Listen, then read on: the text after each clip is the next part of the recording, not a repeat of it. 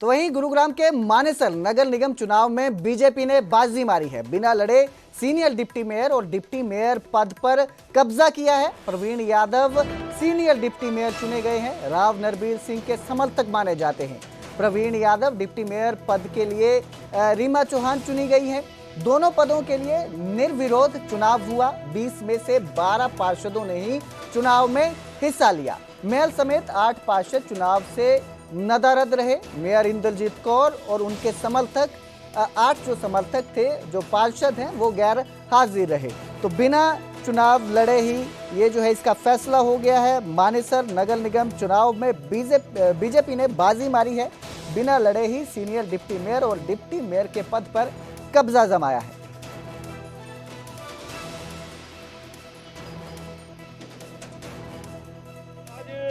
कई महीनों के बाद भारतीय जनता पार्टी की सिर्फ सीनियर डिप्टी मेयर और डिप्टी मेयर में जीत हुई है। मैं दोनों उम्मीदवारों को मुबारकबाद देता हूं और मुबारकबाद उन लोगों को भी देता हूं जिन्होंने सर्वसम्मति से ये चुनाव जीता और जिन्होंने साथ दिया।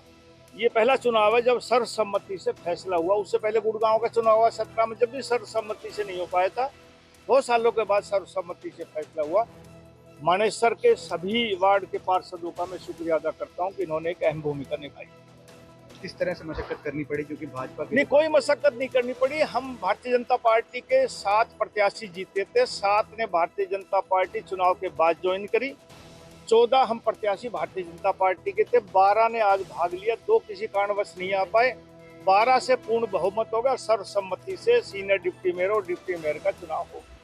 आज कई महीनों के बाद भारतीय जनता पार्टी की सिर्फ सीनियर डिप्टी मेयर और डिप्टी मेयर में जीत हुई है।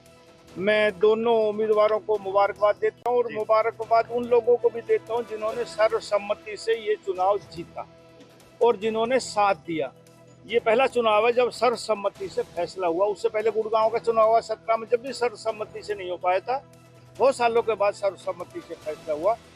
मानेसर के सभी वार्ड के पार्षदों का मैं शुक्रिया अदा करता हूं कि इन्होंने एक अहम भूमिका निभाई।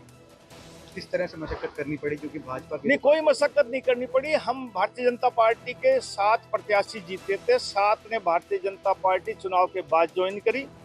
14 हम प्रत्याशी भारतीय जनता पार्टी के थे। 12 ने आज भाग लिया, 2 किसी कारणवश नहीं आ पाए। 12 से पूर्ण बहुमत होगा। सर्वसम्मति से सीनियर डिप्टी मेयर और डिप्टी मेयर का चुनाव होगा। आज कई महीनों के बाद भारतीय जनता पार्टी की सिर्फ सीनियर डिप्टी मेयर और डिप्टी मेयर में जीत हुई है। मैं दोनों उम्मीदवारों को मुबारकबाद देता हूं और मुबारकबाद उन लोगों को भी देता हूं जिन्होंने सर्वसम्मति से ये चुनाव जीता और जिन्होंने साथ दिया। आगे बढ़ेंगे, अब बात करेंगे उत्तराखंड की, जहां उत्तरकाशी के धराली में गांव में बादल फटा है। धराली गांव में बाढ़ ने तबाही मचा दी। तबाही की भयावह तस्वीरें सामने आई है। बाढ़ में कई लोगों के फंसे होने की आशंका है। बचाव दल मौके पर मौजूद है। तो ये बाढ़ आई है, बादल फटा। बादल फटने के बाद एकदम से सैलाब आया। इस सैलाब ने कई घरों को भी अपनी चपेट में लिया है। आप तस्वीरें देख सकते हैं, कितनी भयावह ये तस्वीर है। बाढ़ में कई लोगों के फंसे होने की आशंका जताई जा रही है। ये जो सैलाब आया एकदम से बादल फटने की वजह से, पानी और मलबे का जो ये सैलाब है, इसमें कई लोगों के फंसे होने की आशंका जताई जा रही है। मौके पर बचाव दल मौजूद है। कोशिश की जा रही है लोगों को रेस्क्यू करने की कोशिश में। ये बचाव दल जुटा हुआ है। तो उत्तरकाशी के धराली गांव में ये तबाही की तस्वीरें आपको देखने को मिल रही है। जो तस्वीर आपको हम दिखा रहे हैं, ये धराली गांव की है, उत्तरकाशी की तस्वीर है, जहां बादल फटा। एकदम से नाले में मलबे का सैलाब आया। इस सैलाब की चपेट में कई लोगों के घर आए हैं। आप देख सकते हैं कितनी भयानक ये तस्वीर है। जब सैलाब घरों से टकराया तो धूल की तरह धुआं उठता दिखाई दे रहा है। धुआं और धूल उड़ती दिखाई दे रही है। तो उत्तरकाशी के धराली गांव में बादल फटने के बाद ये खौफनाक मंजर दिखाई दिया है। बचाव दल मौके पर मौजूद है। रेस्क्यू ऑपरेशन चलाया जा रहा है और ये आशंका जताई जा रही है कि इसमें कई लोग फंसे हो सकते हैं।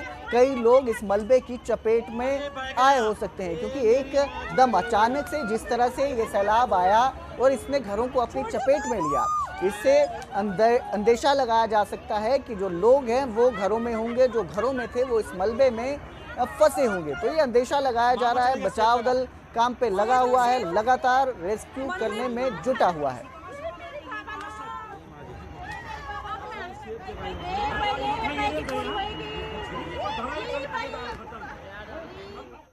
के धराली क्षेत्र में बादल फटने की अभी सूचना आई है और बहुत तेज गति से मलबा आया है पानी के साथ।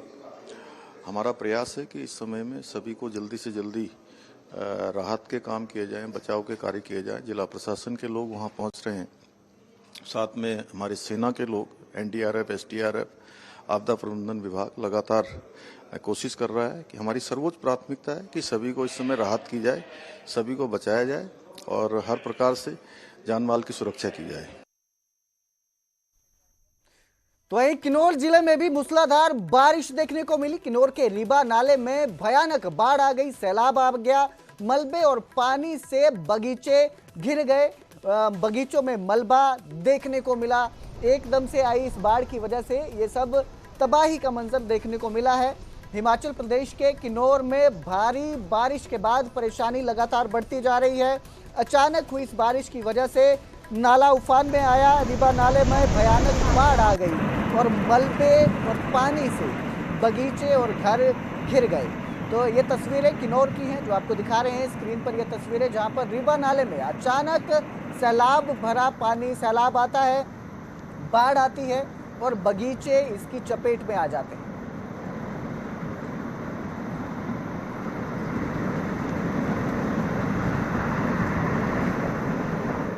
तो वहीं हिमाचल के चंबा के भरमौर में भी भीषण भूस्खलन देखने को मिला। भूस्खलन की भयावह वीडियो सामने आई है। किसी की जान नहीं गई, ये गनीमत रही। भूस्खलन के कारण दर्जनों गांव का संपर्क टूट गया है। आप देख सकते हैं तस्वीरों में किस तरह से पहाड़ भरभरा कर एकदम जो है जमीन पर गिर गया, भरभरा कर गिर गया। तो ये तस्वीरें चंबा के भरमौर से आई हैं जहां पर ये भूस्खलन देखने को मिला। अचानक से भरभरा कर पहाड़ गिर जाता है। इस भूस्खलन की वजह से, लैंडस्लाइड की वजह से कई गांवों का संपर्क टूट गया है।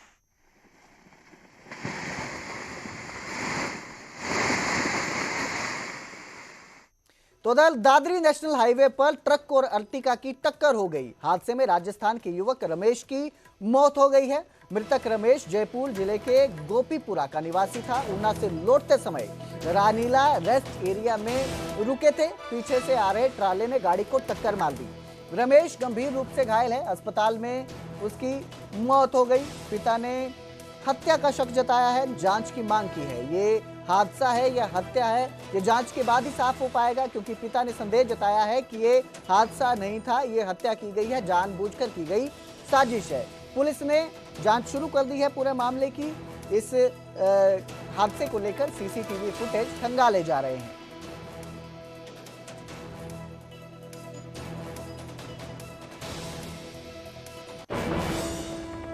मेरा लड़का है, मेरे को बिना फोन करे चला है साहब। वो पंजाब से आ रहा था कि पता ना कहाँ से लेके आ रहा था।